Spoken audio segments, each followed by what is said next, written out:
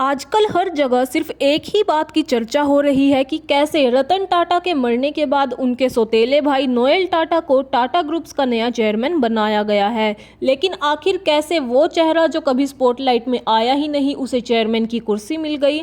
आप लोगों को याद ही होगा कि जब 2012 में रतन टाटा ने अपनी कुर्सी छोड़ी थी, तब कईयों को ये लगा था कि उनके बाद उनके भाई नोएल टाटा उनकी कुर्सी को टेक ओवर कर लेंगे। लेकिन जब 5 मेंबर्स कमेटी ने नोएल टाटा के साहब साइरस मिस्त्री को चुना, तब उस वक्त सबको काफ़ी हैरानी हुई। सब हमेशा से यही कहते थे कि नोएल टाटा हमेशा आउटसाइडर ही रहे हैं, और उसके बाद तो कईयों को ये भी लगने लगा था कि अब भी वो हमेशा आउटसाइडर ही रहेंगे, क्योंकि 1997 से नोएल टाटा काम तो कर रहे हैं पर कभी भी रडार पर नहीं आए। 2003 में जब उन्हें टाइटन और वोल्टास का डायरेक्टर बनाया गया, हैरानी की बात तो ये है वो फिर भी उनका नाम रोशनी में नहीं आया।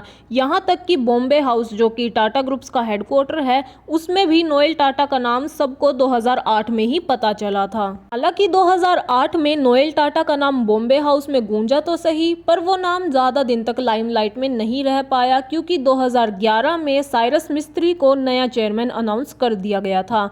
लेकिन वो कहते हैं ना कि अंधेरा ज़्यादा दिन नहीं रहता, उसके बाद रोशनी तो आती ही है। ऐसा ही कुछ हुआ नोएल टाटा के साथ, क्योंकि अब वो फिर से लाइमलाइट में आ चुके हैं। रतन टाटा और नोएल टाटा का अगर कंपैरिजन किया जाए तो रतन टाटा हमेशा से ही एक पब्लिक फिगर रहे हैं, जबकि नोएल टाटा हमेशा से ही अपने लो प्रोफाइल लीडरशिप स्टाइल की वजह से जाने जाते हैं। उनका मेन फोकस टाटा ग्रुप्स के इंटरनेशनल और रिटेल बिजनेस पर ही रहा है। नोएल टाटा हमेशा से ही टाटा ट्रस्ट के बोर्ड मेंबर तो रहे ही हैं, लेकिन उन्हें 2014 में ट्रेंट का चेयरमैन भी बना दिया गया, और उसके बाद उन्होंने ट्रेंट, जो कि कभी एक सिर्फ स्टोर हुआ करता था, उसके बाद ट्रेंट को सबसे सक्सेसफुल फैशन लाइन उन्होंने बना दिया है। और आज ये सिर्फ नोएल टाटा की ही बदौलत है कि वेस्ट साइड और जूडियो जैसे स्टोर देश भर में ही नहीं बल्कि दुनिया भर में एक फैशन आइकॉन बन चुके हैं। ये ऐसा माना जाता है कि इनके शेयर्स पिछले 10 सालों में 6000 गुना बढ़ चुके हैं, और ये पिछले कुछ सालों में टाटा की सबसे सक्सेसफुल कंपनी भी मानी जाती है।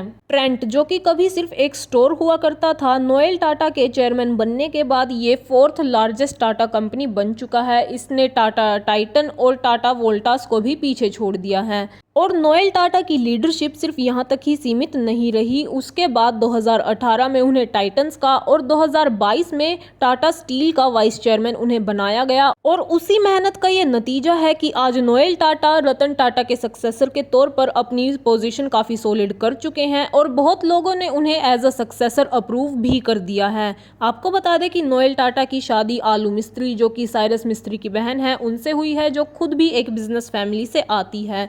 तो ये थी नोएल टाटा की बायोग्राफी, कैसे उनका कमबैक हुआ और कैसे वो एक आउटकास्ट और इंट्रोवर्ट लीडर से टाटा ग्रुप जैसी सबसे बड़ी कंपनी के चेयरमैन बने हैं। वीडियो अगर पसंद आई हो तो इसे लाइक करें और कमेंट करें, और आगे आने वाली नई वीडियोस के लिए चैनल को सब्सक्राइब ज़रूर करें।